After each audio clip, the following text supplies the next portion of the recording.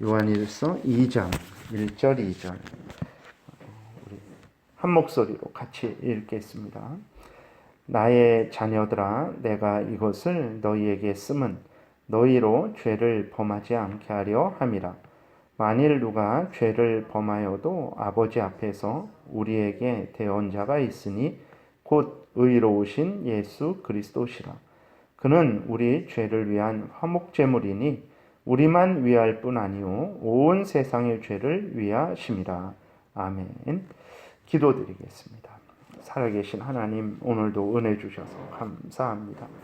하나님의 말씀을 전하고 듣습니다. 성령께서 역사하셔서 우리를 향한 하나님의 뜻을 잘 깨달아 알게 도우시고 또 하나님이 알려주시는 대로 잘 믿고 따르는 복된 신앙생활하게 도우소서. 감사드리고 예수 그리스도의 이름으로 기도드렸습니다. 아멘.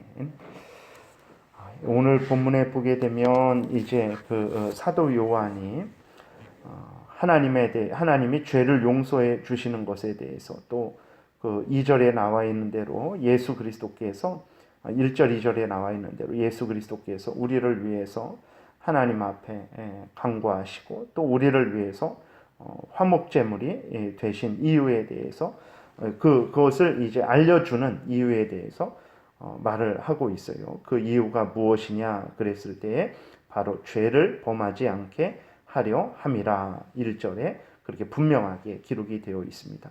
1절을 다시 보면 나의 자녀들아, 내가 이것을 그랬을 때 그 이것을 이라는 것은 그 1장 9절에 이제 만일 우리가 죄를 자백하면 그는 미쁘시고 의로우사 우리 죄를 사하시며 우리를 모든 불의에서 깨끗하게 하실 것이요 라는 그 사실이죠. 하나님께 우리가 죄인임을 고백하고 용서를 빌고 은혜를 구하면 하나님이 우리 죄를 용서해 주신다라는 사실이에요.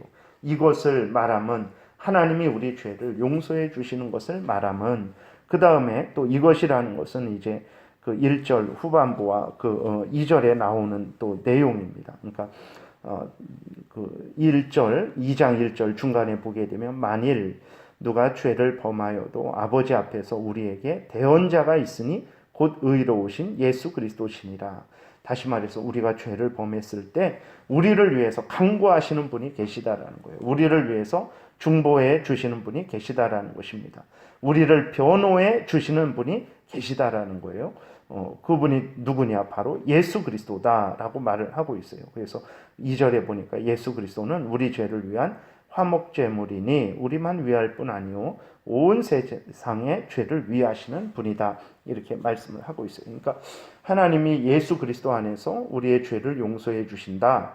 예수 그리스도가 우리의 대언자다. 예수 그리스도는 우리를 위해서 우리와 하나님과 우리 이제 그 전에는 원수였죠. 원수였었는데 우리가 이제는 하나님이 우리 아버지가 되시고 우리가 하나님의 자녀가 되었습니다. 그래서 우리가 하나님 앞에 정말 이렇게 두려워 떨지 않고 감사함으로 담대하게 나아갈 수 있단 말이에요. 어떻게 그렇게 우리가 하나님과 화목하게 되고 그전에는 하나님의 원수였죠. 그래서 하나님의 진노를 받아야만 하는 자였는데 이제는 하나님이 우리의 아버지가 되시고 우리가 하나님의 자녀가 되어서 하나님이 우리에게 은혜를 내려주시고 우리는 하나님께 영광과 감사를 돌리는 그러한 관계가 되었어요. 그래서 하나님이 항상 우리와 함께 계시고 심지어 우리에게 하나님께서 영원한 천국을 우리에게 허락을 하여 주시는 그런 은혜도 주시고 계시죠.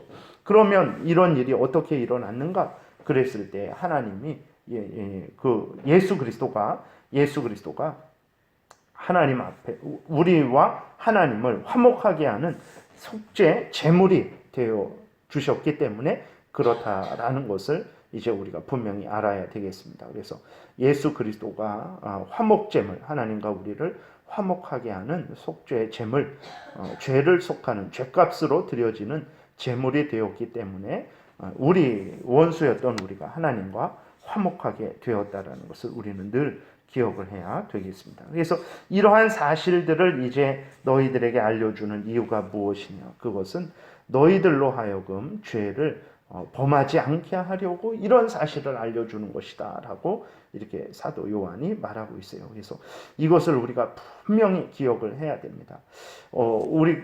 하나님께서 왜 예수 그리스도를 이 땅에 보내주시고 우리 대신 십자가에 못 박혀 죽게 하시고 그 예수 그리스도를 믿는 자들로 하여금 이제 그 죄 용서를 해주시고 하나님의 자녀 삼아주시는 그러한 은혜를 왜 내려주시는가 그랬을 때 하나님께서 이제는 뭐 너희들이 구원을 받았으니까 너희들 마음대로 이생의 자랑거리, 안목의 정욕거리, 육신의 정욕거리 마음대로 추구하며 걱정 없이 추구하며 살아라라고 그렇게 그것을 위해서 예수 그리스도를 이 땅에 보내주신 것이 아닙니다. 우리의 죄를 용서해 주신 것이 아니에요.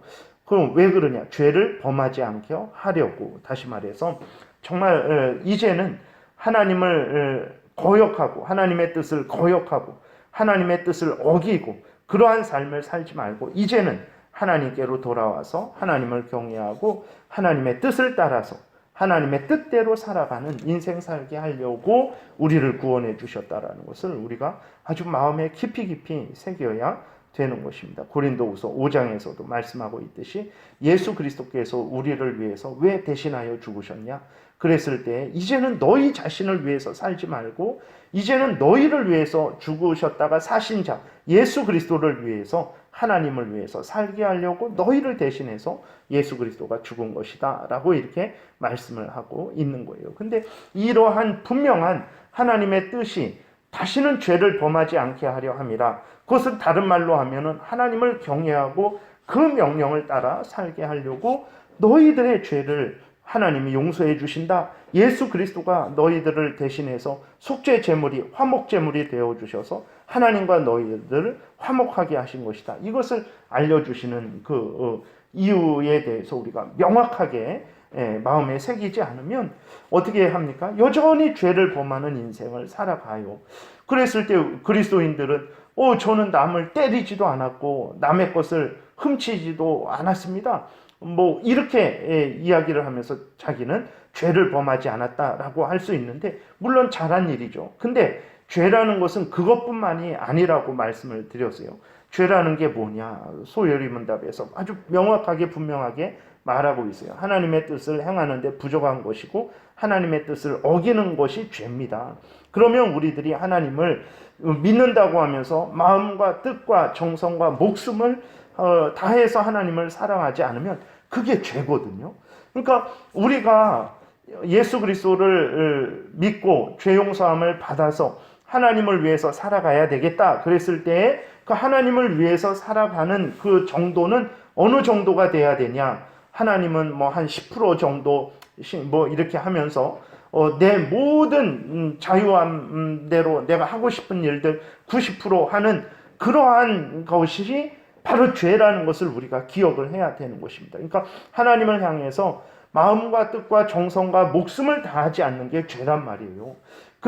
그러면 우리가 이러한 은혜를 받았으면 우리는 어떤 마음과 태도로 살아야 되냐면 마음과 뜻과 정성과 목숨을 다해서 하나님을 사랑하고 하나님을 높이고 하나님의 뜻을 따르는 인생을 살아야 되는 것입니다. 그러니까 하나님을 생각할 때 교회에 와서만 하나님을 생각하고 가정에 돌아가면 내 마음대로 직장에서 내 마음대로 그렇게 살아가는 것이 죄예요.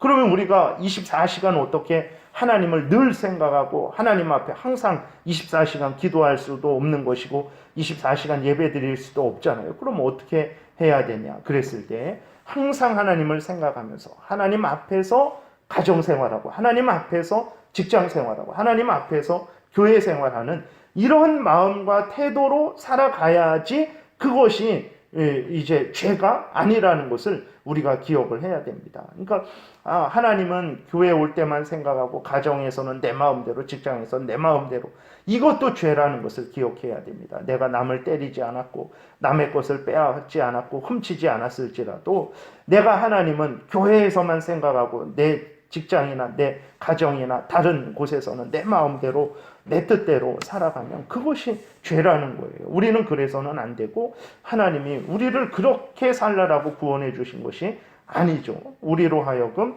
범사에 하나님을 인정하고 가정에서도 하나님이 주인이시라는 것을 인정하고 직장에서도 하나님이 내 앞에 계시다라는 것을 인정하고 더더군다나 교회에서도 그렇고 그래서 항상 하나님 앞에서 가정 생활하고 하나님 앞에서 직장 생활하고 하나님 앞에서 교회 생활하는 그러한 신앙 생활을 하는 것이 이제 바로 하나님이 우리에게 원하시는 것이고 그것이 범죄하지 않는 그러한 그리스도인의 삶이라는 것을 기억을 해야 되는 것입니다. 그렇게 해도 항상 하나님 앞에서 하나님 뜻대로 살아가지 못하는데 하나님을 생각할 때 교회에서만 하나님을 생각하고 다른 곳에서는 내 마음대로 살아간다면 그것이야말로 참으로 하나님 앞에 하나님이 은혜 주신 것을 악용하는 것이라는 것을 우리가 기억을 해야 되겠습니다. 그래서 이제 그리스도인들의 수준이라는 것이 내가 남의 거 훔치지 않았다.